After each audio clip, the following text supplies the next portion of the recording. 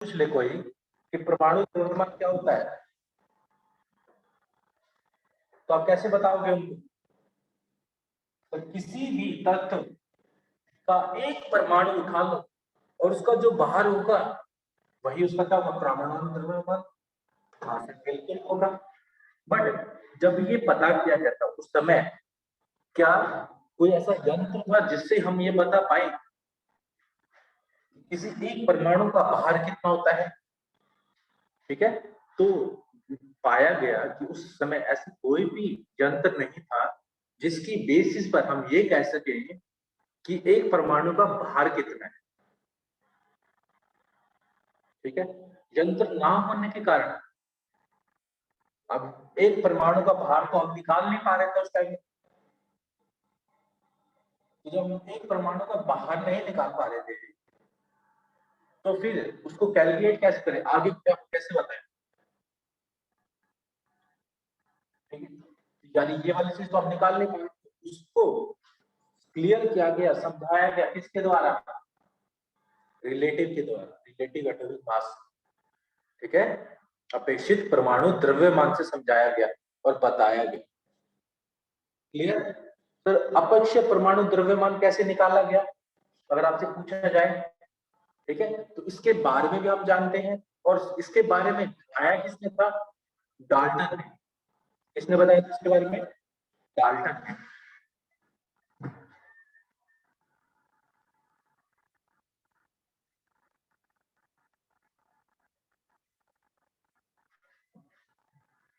ठीक है, तो डाल्टन ने इसके बारे में बताया। तो इसमें याद रखना, हमने क्या किया, किसी भी चीज को नापने के लिए जैसे हम क्या करते हैं, वजन करते हैं। जैसे आप चीनी लेने जाते हो तो नोटिस करते हो, देखते हो कि वहां पर जो दुकानदार होता है वो तराजू लेता है। तराजू के एक साइड पर वो बट्टे रखता है जिन्हें हम वेट्स बोलते हैं। बट्टे रखेगा, और दूसरे साइड पर वो क्या करेगा, तुम्हारा जो भी सामान है उसको रखेगा।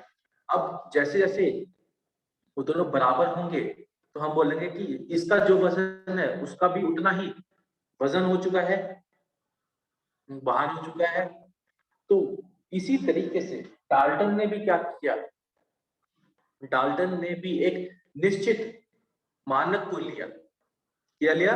निश्चित मानक को लिया, फिक्स स्टैंडर्ड को लिया, ताकि हम क्या कर सके, एक परमाणु द्रव्यमान को याद कर सके, पता कर सके। ठीक है, अब डाल्टन ने ये लिया तो कैसे लिया होगा और क्या चीज इसके अंदर की होगी वो हम जानते हैं। बताएं, यहां तो समझ आए रिलेटिव के बारे में? इसके बारे में समझ में आया? किसी को कोई भी डाउट है तो अभी पूछ ले।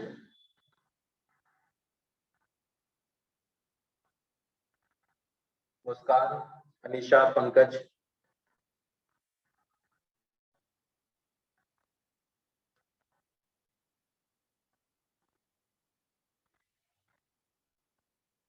ठीक, चले आगे।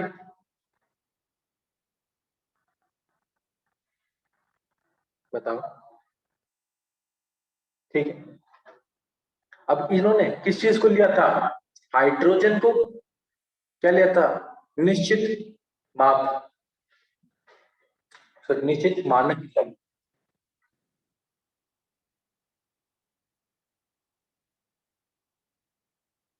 और देखते हैं इसका फॉर्मूला।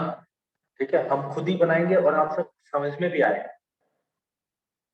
तो इन्होंने सबसे पहले किसको लिया? निश्चित मानक, हाइड्रोजन। और हाइड्रोजन के भार के अकॉर्डिंग बाकी सबको क्या करा उसने? माना, क्योंकि उनको पता ही था हाइड्रोजन का भार कितना है। तो बाकी सबको हाइड्रोजन के भार के अकॉर्डिंग। इसको समझो, इसको मैं बताता हूँ। ये लिख लिया आपने सबने? इसको मिटा देता हूं मैं ताकि मैं यहाँ पे आपको बता सकूं।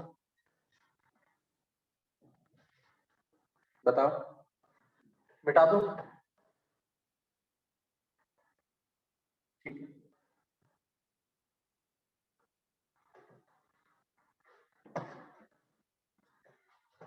अब जो तराजू में हम काम करते थे वही चीज डाल्टन ने भी किया। जैसे कोई तराजू लेते हैं, ठीक है, ये तराजू हमारे पास, सॉरी,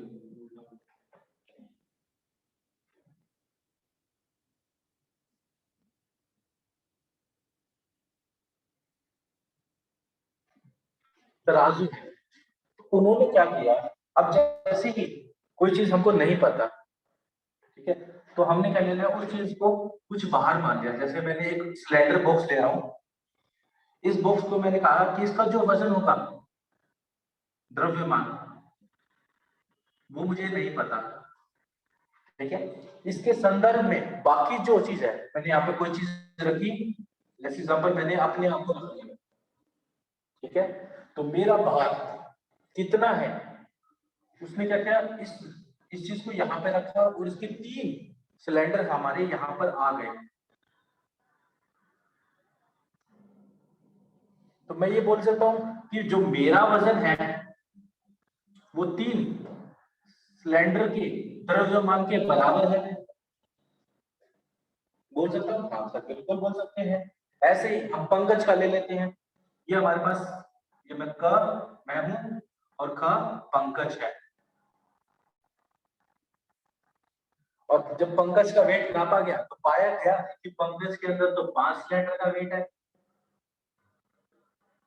बाहर है। तो और हमारे पास उस समय कोई भी ऐसी यंत्र नहीं था जिससे हम इसका वजन नाप सके,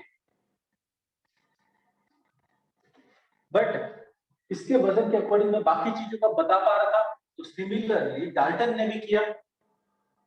डाल्टन ने क्या किया, बाकी सबका एक तत्व लिया और उसको हाइड्रोजन के परमाणु द्रव्यमान से भाग दे दिया। जैसे ही उन्होंने भाग दिया तो उनको क्या मिल गया, रिलेटिव एटॉमिक मास, ठीक है। अब देखते हैं कि कैसे इसको चीज को देखते हैं। रिलेटिव, इसको शॉर्ट फॉर्म में बोला जाता है RAM, Ram, RAM, relative atomic mass. तो अगर आपको रिलेटिव एटॉमिक मास निकालना है तो कैसे निकाल लेंगे, वो चीज समझ। जैसे इसमें किया गया वैसा ही सेम प्रयास इसमें भी किया गया था, और देखो उन्होंने कैसे बाकियों के तत्व निकाल पा रहे थे, ठीक है। आज तो उन्होंने क्या लिया था, हाइड्रोजन को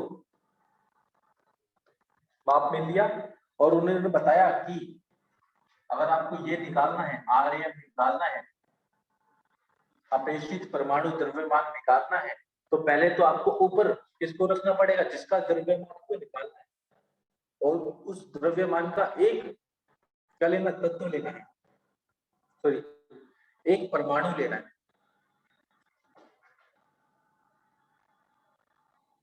तो एक परमाणु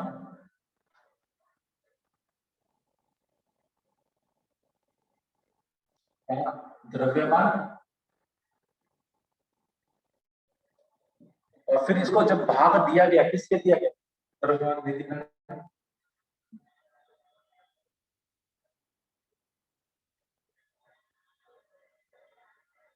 इसको भाग दिया गया, किससे भाग दिया गया, हाइड्रोजन के, हाइड्रोजन के परमाणु के भार से।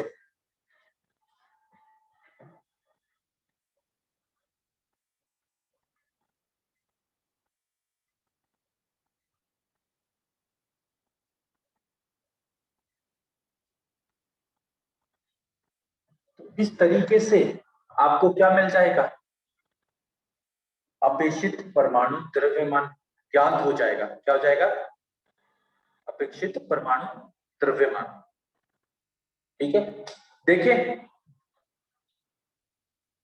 इस चीज को बारे में समझ में आया, क्लियर हुआ ये चीज, बताओ।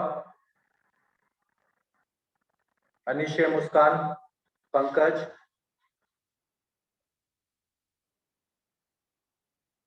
ठीक है।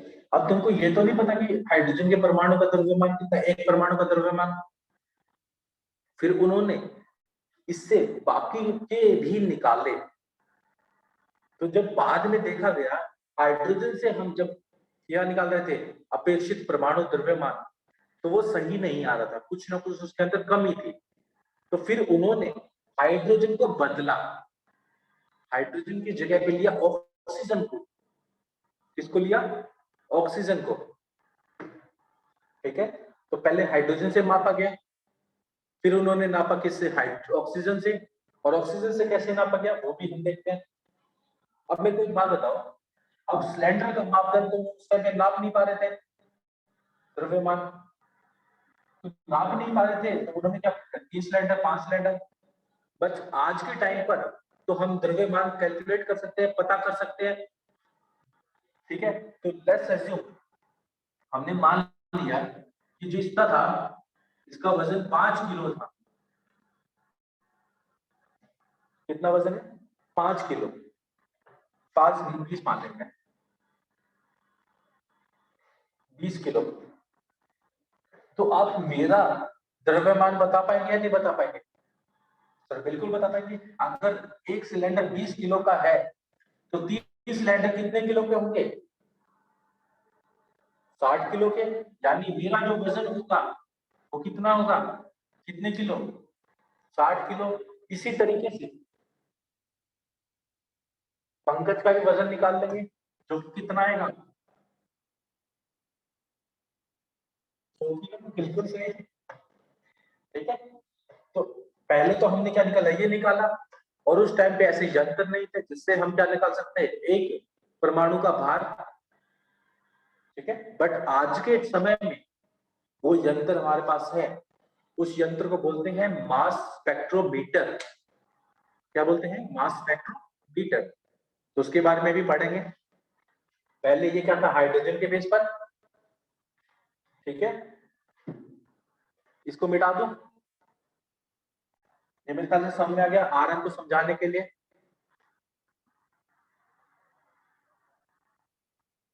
बताओ, इसको मिटा दो। ठीक है,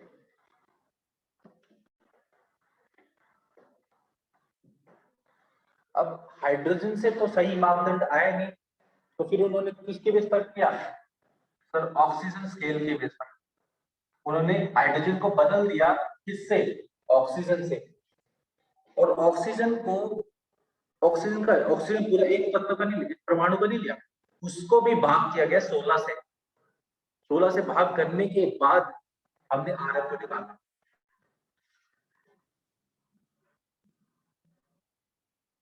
तो उन्होंने ऊपर तो वही लिया, तत्व के एक परमाणु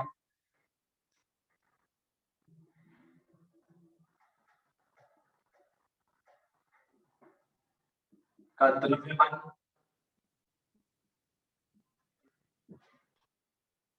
इसको भाग दे दिया गया है 1/16 इंटू ऑक्सीजन के, किसके?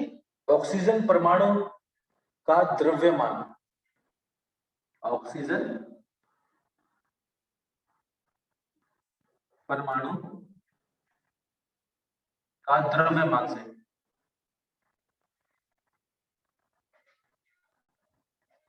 ठीक है, तो ऑक्सीजन के एक परमाणु लिया गया, उसके द्रव्यमान से इसको डिवाइड कर दिया, और फिर हमको क्या मिल गया? आरएन। बट हमको पता है सर, धीरे धीरे धीरे रिसर्च बढ़ी और पाया गया ऑक्सीजन से भी कहीं कहीं पर गड़बड़ हो रही थी।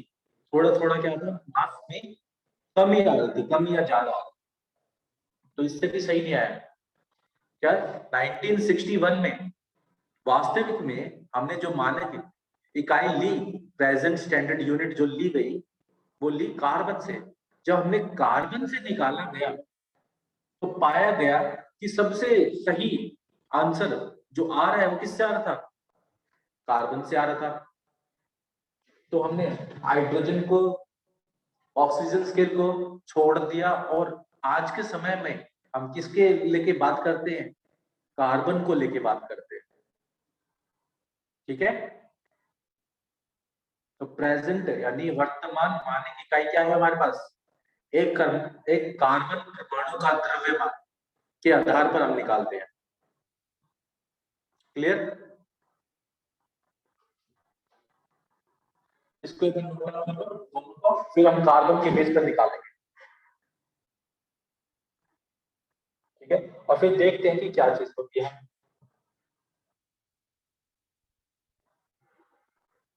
इन दोनों के बाद नोट डाउन कर लो।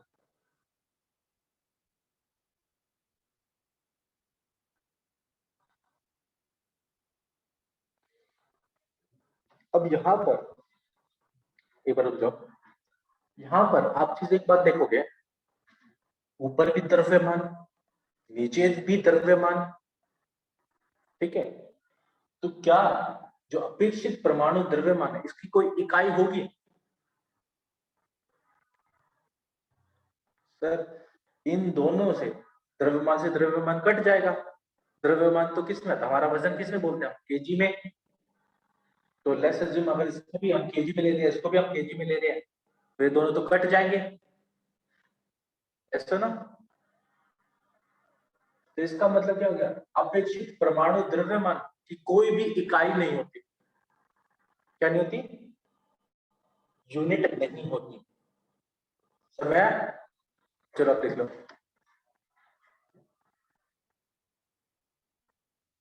हाँ यूनिट लेस, बिल्कुल सही निशा। तो ये क्या होता है सर, इकाई भिन्न, यानी यूनिट लेस होता है। बट वहीं पर परमाणु द्रव्यमान की यूनिट होती है, वो भी हम समझेंगे और निकाल लेंगे वो यूनिट कितनी होती है।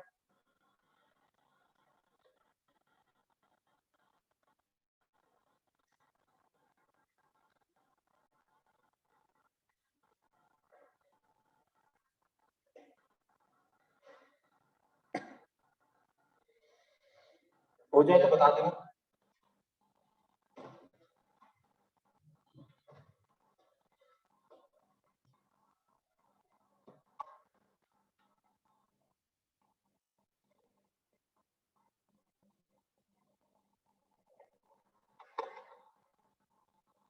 हो गया पंकज? ठीक है।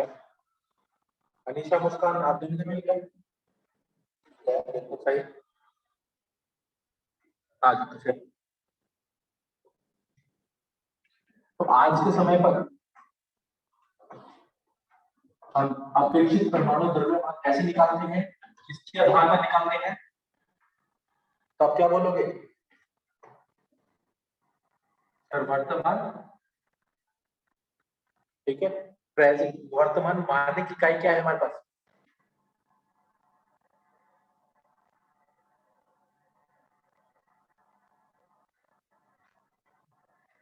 सर एक कार्बन परमाणु का द्रव्यमान कितना है? एक कार्बन परमाणु का द्रव्यमान।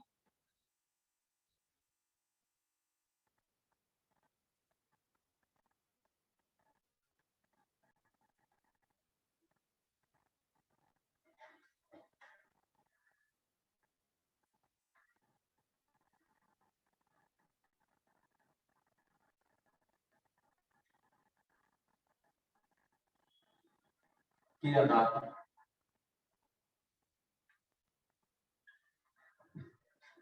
ठीक है।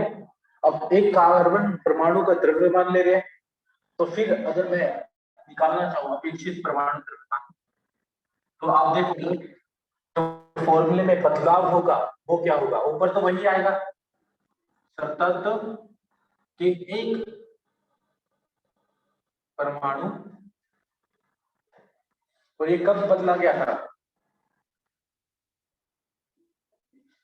1961 में पाया गया था। कार्बन से सबसे सही आ रहा है, तो कार्बन से सबसे सही ज्ञात हो रहा था।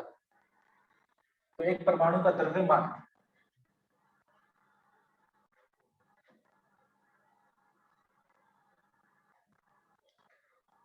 और एक कार्बन लिया, उसको भी हमने 12 से भाग कर रहे हैं, जो आ रहा है उसको हम नीचे लेंगे 1/12 इंटू एक कार्बन का परमाणु द्रव्यमान।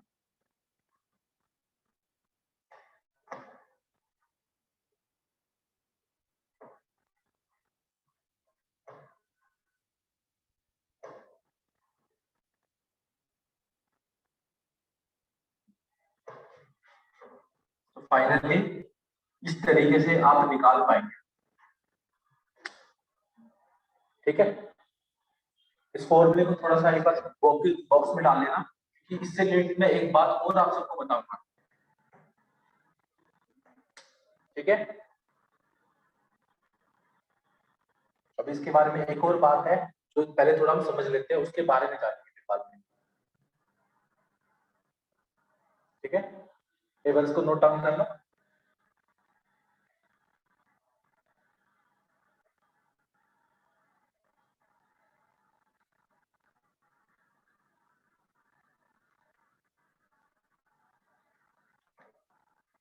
हो जाए तो बता देना।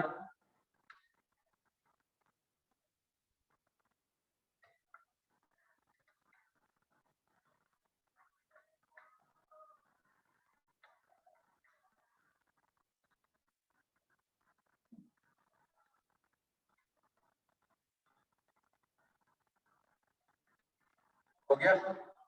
ओके निशा, पंकज,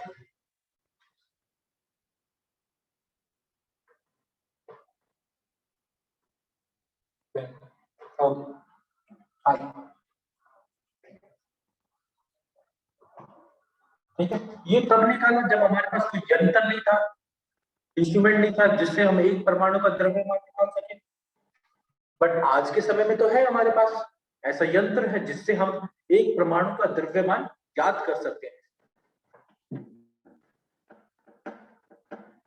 ठीक है, अगर वो आ जाएगा तो मैं क्या निकाल सकता हूँ, परमाणु द्रव्यमान तो निकाल सकता हूँ। तो उस यंत्र का नाम क्या था? उसे बोलते हैं मास स्पेक्ट्रोमीटर।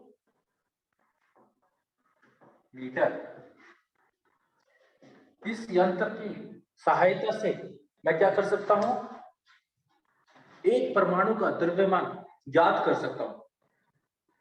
ठीक है, तो एक परमाणु का द्रव्यमान। अब एक और बात याद रखो, ये तो सर मास है। अब आप सब, हम और तुम तो सर अपना मास जो द्रव्यमान है वो तो केजी में लेते हैं। बट क्या मैं परमाणु के केस में द्रव्यमान ले केजी में ले सकता हूँ? तो केजी बहुत बड़ी यूनिट है और परमाणु बहुत छोटा है, तो उसके लिए हमको एक नई इकाई बनानी पड़ेगी जिससे हम क्या कर सकते हैं, एक परमाणु का द्रव्यमान ज्ञात करें। ठीक है, तो वो एक इकाई क्या थी वो हम समझते हैं। तो परमाणु के हेल्प से मैं एक परमाणु का द्रव्यमान निकाल सकता हूँ और वहीं से हमारे पास आई क्या, परमाणु द्रव्यमान इकाई नापने के लिए परमाणु द्रव्यमान इकाई, अगर इसको शॉर्ट फॉर्म में बोलते हैं AMU। अब तुम पूछेंगे सर इसका मतलब क्या हुआ, ये तो आया नहीं, इससे तो मेल खा ही नहीं। बट अगर आप इंग्लिश वर्जन देखोगे इसको, इसका जो इंग्लिश में बोला जाता है वो बोलते हैं एटॉमिक मास यूनिट, AMU। ठीक है, तो हाँ सर सही है। अब वही चीज आप नोट करोगे, जैसे ही हम ये क्या करेंगे, इसकी बातें करेंगे तो आप सब देखेंगे। एक सेकंड, हाँ, तो मुझे AMU की वैल्यू निकालनी है। अगर मैं मास स्पेक्ट्रोमीटर से एक AMU की यूनिट निकाल लूं, इकाई की वैल्यू निकाल लूं, तो मैं बाकी सब का द्रव्यमान ज्ञात कर सकता हूं। यस और नो? हाँ सर, बिल्कुल कर सकते हैं।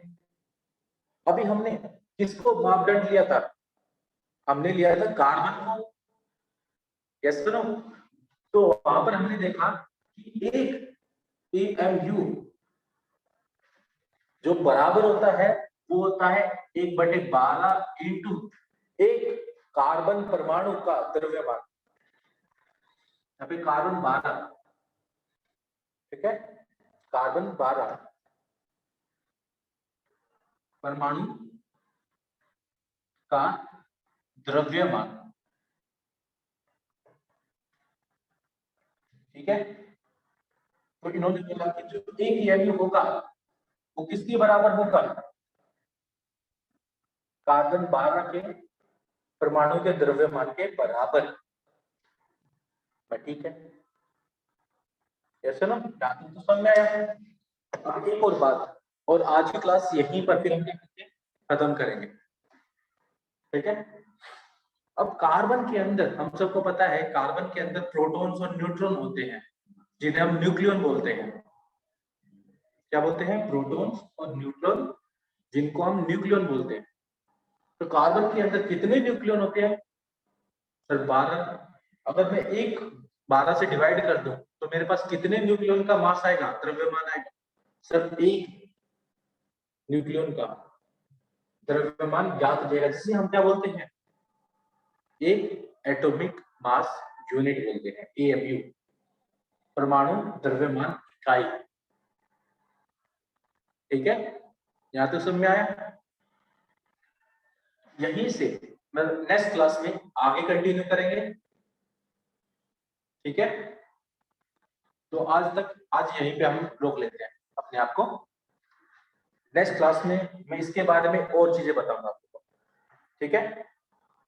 समझ में आया यहाँ तक? मुस्कान, पंकज, अनिशा, कोई ऐसी बात जो आपको लग रहा है कि नहीं समझ में आई?